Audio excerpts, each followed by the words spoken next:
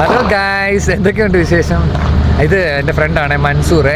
അപ്പം ഇവനും ഞാനും അടക്കം 500 പേരോളം ഇന്നിവിടെ മധുരയിൽ വന്ന് കൂടിയിരിക്കുന്നത് നമ്മുടെ തലപതി വിജയില്ലേ, വിജയ്ക്ക് ബോൺസേഴ്സ് ആയിട്ടാണ്. അതായത് സെക്യൂരിറ്റീസ് ആയിട്ട്, ബോഡി ഗാർഡായിട്ടൊക്കെയാണ് നമ്മൾ നിൽക്കുന്നത്. 500 പേരോളം ഉണ്ട്. കേരളത്തിലെ പല ജില്ലകളിൽ നിന്നുള്ള ഒരുപാട് ആൾക്കാരുണ്ട്. എന്നേക്കാൾ ഏജിലുള്ളവരും ഏജിഡ് അല്ലാത്തവരുമായിട്ടുള്ള പിള്ളേരൊക്കെ ഒരുപാട് പേരുണ്ടായിരുന്നു.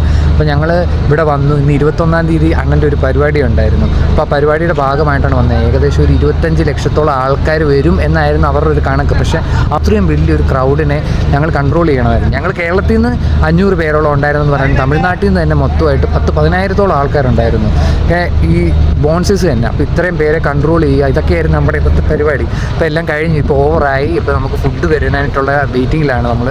അപ്പം ഇത് മുഴുവൻ കാണിക്കാനായിട്ട് ഞാനിപ്പോൾ വീഡിയോ ഇടുന്നുണ്ട്. വീഡിയോ ഫുള്ള് കാണണം കേട്ടോ. ഓക്കെ.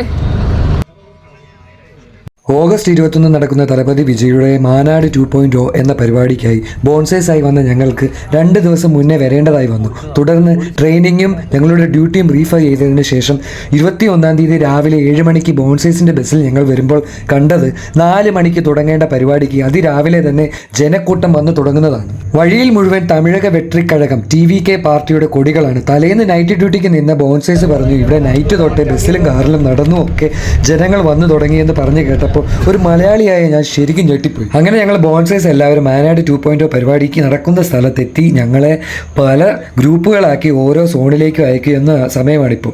ഞങ്ങൾക്ക് പ്രത്യേകം സെക്യൂരിറ്റി ഐഡൻറ്റി കാർഡ് ഉണ്ടായിരുന്നു. ശരിക്കും തളർന്നു പോകുന്ന പോലുള്ള ഈ കൊടും വെയിലത്ത് ഞങ്ങൾ ബോൺസേഴ്സ് പോലും ഞങ്ങളുടെ ടെൻറ്റിൽ വന്ന് റെസ്റ്റ് എടുക്കുമായിരുന്നു. എങ്കിൽ പോലും വിജയിനെ കാണാനും മാനാട് 2.0 പ്രോഗ്രാമിൽ പങ്കെടുക്കാനും വന്ന് തമിഴ്നാട് മക്കളെ സമ്മതിക്കണം. ഈ പൊരി വെയിലത്തും അവർ വെയിൽ കൊണ്ട് തലപതിയെ കാണാൻ കാത്തിരിക്കുകയായിരുന്നു. തലപതി ഒരു സിനിമാ നടനായതുകൊണ്ടല്ല ഇത്രയും ആൾക്കാർ വരുന്നത് എന്ന് പറഞ്ഞ് നമുക്ക് പുച്ഛിച്ച് തള്ളാനാവില്ല. കാരണം വേറെ ഏത് നടൻ വിചാരിച്ചാൽ പറ്റും ഇതൊക്കെ. TVK മാനാട് 2.0 എന്ന നേതൃസംഘടനയുടെ മധുരയിൽ വെച്ച് നടക്കുന്ന ഈ സംസ്ഥാന പരിപാടിയിലൂടെ 2026 നിയമസഭാ തെരഞ്ഞെടുപ്പിലേക്ക് സജ്ജമാവുകയാണ്. സമയം 4 മണിയാകുന്നു. തലപതി വരാൻ സമയമായിക്കൊണ്ടിരിക്കുകയാണ്. ഈ ജനങ്ങളെ മുഴുവൻ കൺട്രോൾ ചെയ്യാൻ തമിഴ്നാട് പോലീസിനും ബോൺസേഴ്സായ ഞങ്ങൾക്കും പറ്റാതായിക്കൊണ്ടിരിക്കുകയാണ്. തലപതി വിജയ് വന്നു കഴിഞ്ഞപ്പോൾ അവിടെ ഉണ്ടായ ജനങ്ങളുടെ സന്തോഷവും ആഹ്ലാദവും നേരിട്ട് കണ്ടയാളാണെന്ന നിലയിൽ ഞാൻ പറയുക.